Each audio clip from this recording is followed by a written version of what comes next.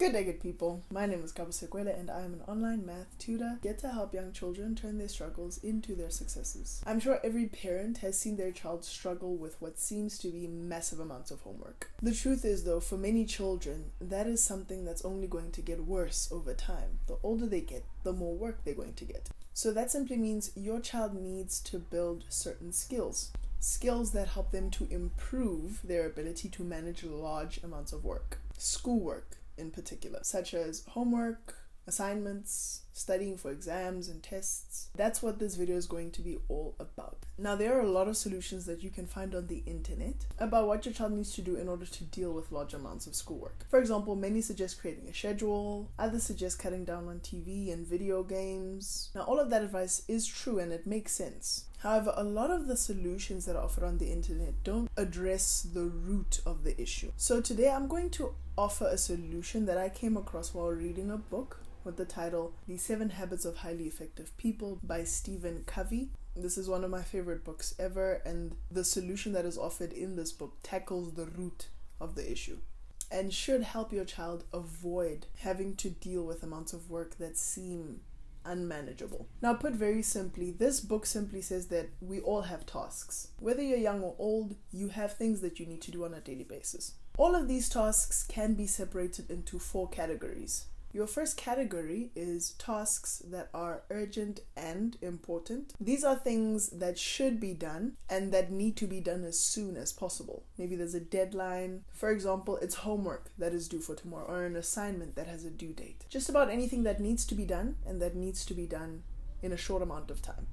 Then you have your tasks that are important but not urgent. These are tasks that are incredibly productive, however, do not have a deadline. So for your child, this would be things like reading books, or even something like studying during the holidays, exercise. See, these are things that won't necessarily go wrong short term if you don't do them, but have tremendous benefits in the long run. Then you have your not important but urgent tasks. These are tasks that should be done soon, maybe there's a deadline tied to them, but they don't necessarily contribute positively to your productivity. Once they're done, then that's the end of it. For example, I know schools offer a lot of extracurricular activities, and obviously depending on what your child's goals are for the future, quite a few of them are not necessarily productive. If anything, it sometimes is a burden, which takes time from things that they could be doing that could contribute to their productivity. I'm not saying these things are necessarily wrong or an absolute waste of time, because it can be a time of enjoyment or a time of rest for your child, but I'm just using an example of something that is not important but urgent. Then the last category is not important and not urgent. Now, these are things that your child probably loves doing. Things like playing video games, scrolling through TikTok and Instagram, things that are both non-essential and that nobody's pressuring them to do. Now, for the purpose of this video, we are only going to focus on 2 out of the 4 categories. The important and urgent, as well as the important but not urgent. These are the 2 categories that we will be speaking of in this video. So if your child has a lot of schoolwork, chances are a lot of the things they need to do fall under the important and urgent category. For example, homework. Most of the time, homework falls under the important and urgent category, simply because it needs to be done, and chances are the deadline is tomorrow. Assignments also many times fall under the important and urgent category, because unfortunately many times children put off assignments until the last minute, thus making them both important and urgent. Studying many times falls under the important and urgent category, because again, it's always pushed off to the last minute, the day before the exam or 2 days before the exam or that test. So your child may be feeling overwhelmed because there's always so much to do and little time to do them. So to combat this, in other words, for your child to have less tasks that are in the important and urgent category, they need to spend more time doing the tasks that are important but not urgent. So let me help you understand what I'm saying. Let's use a general example that might even apply to you. A task that can be considered as important but not urgent is exercise. We all know that exercise is a very important activity and has many benefits long term. But for many of us, that activity is not necessarily urgent. And because of that, many people put it off. I'll start next year. I don't feel like it today, so I'll do it again next week. So it's not urgent until it becomes urgent. Putting off such a vital part of life forces you to do damage control later on in life. Because you've been putting off exercise for so long, you might be on the brink of developing diabetes or high blood pressure or cholesterol. Therefore, now your need to exercise becomes urgent. You now have to do it. You now have to start. So now exercise went from your important but not urgent category to your important and urgent category. But it's important to note that that shift in categories could have been avoided had you exercised when it was still an important but not urgent activity. But now, because it was put off for so long, you now have to deal with it when it is an emergency. This principle can be applied in almost any area of life. There's always something in our lives that's being put off or not prioritized simply because it's not urgent. But this activity is actually incredibly important and can help you avoid certain crises in the future. So now let's bring it back to your child. There are certain important but not urgent tasks that they are putting off, and this is resulting in a lot more important and urgent tasks.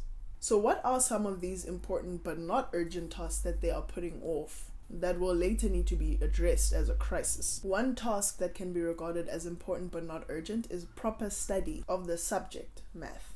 When your child consistently takes time out of their schedule to study mathematics correctly and to improve their understanding of the subject outside of schooling hours and outside of the work that they've been assigned, when they do it voluntarily, this has a tremendous impact on any new math topics that they will be learning. Why do I say that? Because math is actually a cumulative subject, which means that each year builds off of the previous one. The only way your child can understand the work they're doing now is if they understood the work they did last year. So if your child takes out the time to understand division now, they now have the foundation that is necessary in order to understand fractions, which will come later, because division is the foundation for fractions.